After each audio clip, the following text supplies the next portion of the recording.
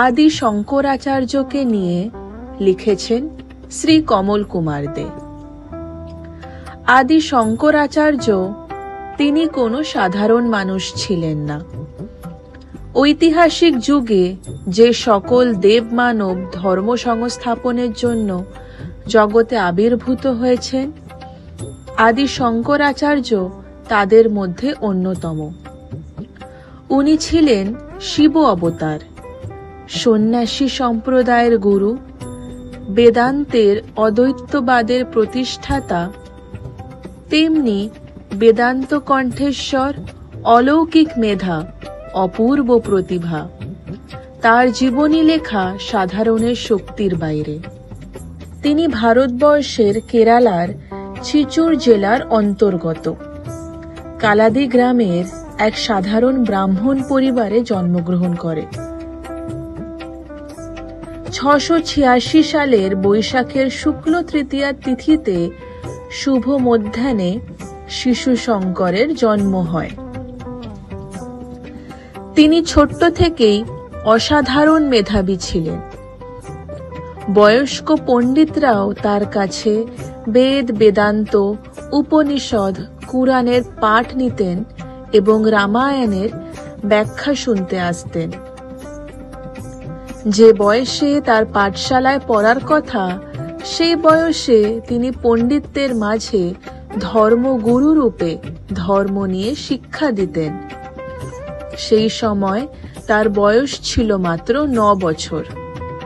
9 বছর বয়সেই তার বিশাল প্রতিভা, তথ্য জ্ঞান, চরিত্র বলি এবং তার অলৌকিক ক্ষমতা সকলকে মুগ্ধ করত। শঙ্করাচার্যের প্রচারিত অদ্বৈত বেদান্তের প্রভাব সর্বত্র পরিব্যাপ্ত। তিনি ভারতীয় ধর্মজীবনকে উদ্ভাসিত করেছিলেন। তাছাড়াও পরবর্তীকালে এই বালকের লেখা পণ্ডিতগণদেরও বিস্মিত করেছিল। আচার্য শঙ্কর একজন প্রতিভা দার্শনিক, অলৌকিক ক্ষমতাধারী, সত্যদ্রষ্টা ঋষি ছিলেন। তার জীবনী এবং বাণী গ্রন্থের মধ্যেই নিহিত রয়েছে। বৈদিক ধর্মের সংরক্ষণে ও অলৌকিক ক্ষমতার সম্প্রসারণে জ্ঞানের ঋষি ছিলেন তিনি। তাকে দর্শন করার জন্য এবং তার দৈব জ্ঞান শোনার জন্য বহু দূর দূর স্থান হইতে বহু লোকের আগমন ঘটত। বিভিন্ন রাজ্য থেকে নানান ধরনের ভাষাভাষীর লোকের আগমন ঘটত। তাদের মধ্যে অনেক পণ্ডিতগণ এবং অনেক ব্রাহ্মণগণেরাও দলে দলে চাক্ষুষ দর্শনের জন্য আসতেন। তার অসীম ইচ্ছাশক্তির ভক্তি নিয়ে পরবর্তীকালে ভারতবর্ষে চারদিকে 4টি মঠ প্রতিষ্ঠিত করেছিলেন। মাত্র 16 বছর বয়সেই ভারতের মতন বিশাল এক দেশের 4 প্রান্তে 4টি পীঠ স্থাপন করেছিলেন। পীঠগুলি হল উত্তরে জ্যোতি মঠ, যার বর্তমানে নাম যোশী মঠ, দক্ষিণে শৃঙ্গেরি মঠ, পূর্বে জগন্নাথপুরী, পশ্চিমে দ্বারকাপুরী। প্রত্যেকটি মঠে দেবদেবীর মূর্তির প্রতিষ্ঠা করেছিলেন।